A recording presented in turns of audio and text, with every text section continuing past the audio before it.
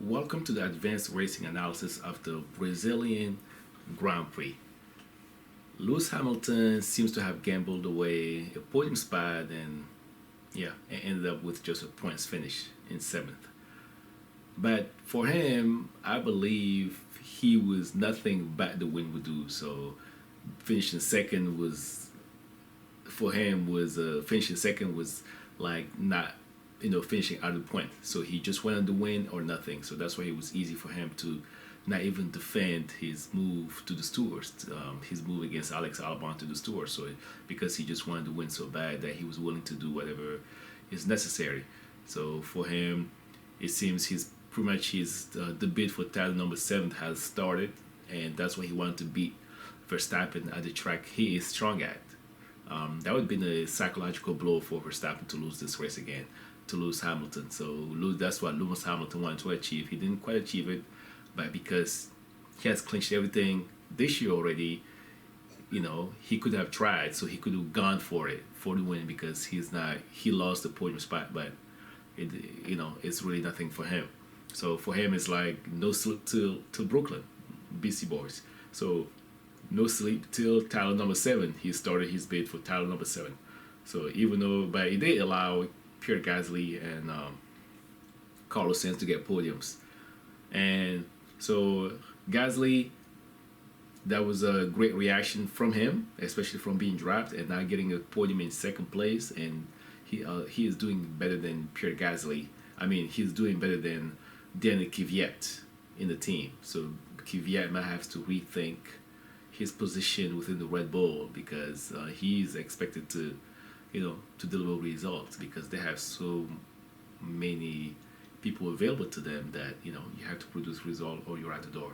So so if Patricia Ward was able to get a super license, maybe one of them would have been out of the team. So at the end of the season, and maybe that, I'm not sure. Maybe that could have been Kvyat. So we'll see. But they're both signed for next year. So after that, we'll see. So if they're able to find another super license wielding youngster, maybe one of them will be out of a ride. So we'll see. But Carlos Sainz third, great result for him. So it's nice. Getting your full podium is special. But at the same time, I believe the car, like I said in some of my other videos, the car is good for multiple podiums. And this was a fluke podium. So somebody because Carlos Sainz, he was manhandled by Nico Hülkenberg. So if you put Nico Hülkenberg in this car, I believe Nico Hülkenberg would have a podium. Well, given his luck, maybe not, but I think he would. But if you put definitely Ricciardo in that car or Fernando Alonso in that car, I believe they would have had multiple podiums this year.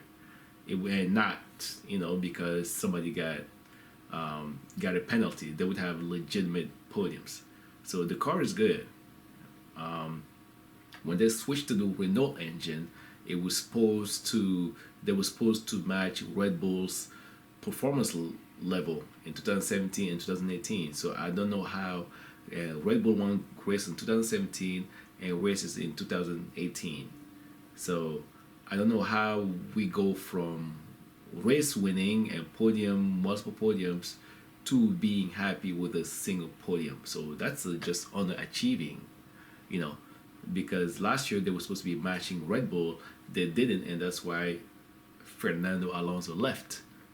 If they were, he probably would have stayed because he would say, okay, this is a car we can fix to, to contend for a championship. But the car is good because the proof is that at the beginning of races, you can see that the McLaren is keeping up with the Red Bull, the Ferraris, and the Mercedes. At the beginning of races, when they have a good start, you can see them keeping up with their competitor, with the big three teams. It's only, as the race goes on that the driver fades, or when they switch tires, then the car fades. So pretty much because when they test cars, the wind tunnel, test them for straight line speed. So the car is good for that.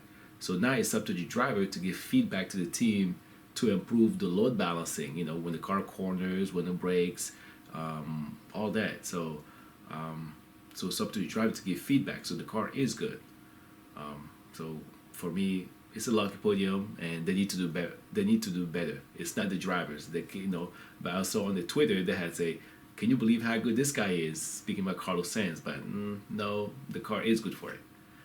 And the Ferrari crash, yeah, even Red Bull was felt bad for them because when they crashed on their crash, the Red Bull mechanics had a shock, a shocked look in their face for about a second, because they know the feeling, they know they've had it, before, a couple times. So, but it's not good for anyone. It's a strong competitor. We want them in the race, so I don't like to see that happening. But for Max Verstappen and Lewis Hamilton, for them it's like, hey, thumbs up. They can take each other out. So that's what they want because in their respective teams, they're number one compared to Ferrari, which has two alphas. So, but one of them has to go because that's the only way it has to work. One of them will have to go. I don't know if they will go, but one of them should go so the other can maximize their results. But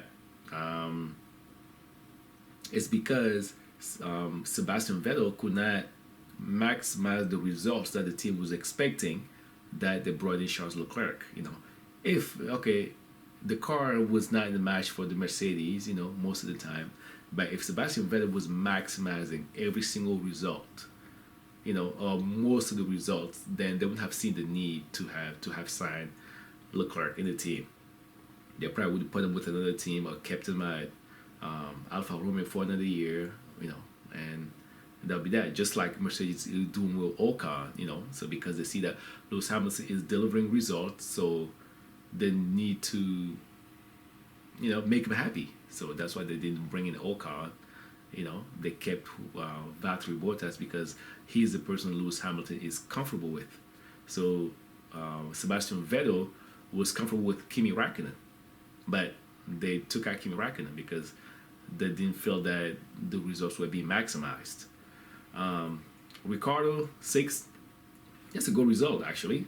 And next year, they're still developing, so next year that means they are gearing up for the season, for a hell of a season next year. Well, I don't know how good it's going to be, but they are gearing up for next year. So we'll see. We'll see how it goes, and hopefully they are closer to the top 3 team. It seems like there can only be 3 top teams in Formula 1. It's like whenever the team reaches, the top 3, it boots somebody down to number 4, and where the number 4th team is just average. The number. If we could have 4 good teams, that would be good. 4 teams capable of winning, that would be great. But it seems like it's always like that where there's a top 3 and everybody else. And Giovinazzi, Kimi Raikkonen, and Antonio Giovinazzi 4th and 5th. That is the perfect result for them. They can be, they can get better than that. That's pretty much where they're expected to be. If Ferrari sees itself out, if let's say Ferrari was 1 and 2, and Alfa Romeo came in 3rd and 4th or 4th and 5th, just like they did 4th and 5th, that is perfect. They cannot do more than that. So great result for them. And George Russell 12th. I wish he could get 10th because that would be such a great confidence booster for him. But he didn't get it. He was 12th, but it's still a pretty good result. And I think Williams should bring in Nico Hülkenberg. That way they will be able to gauge George Russell. Because if they can't score points, they need someone to gauge him against. How he does against that person who he'll result against an experienced teammate would say something about him.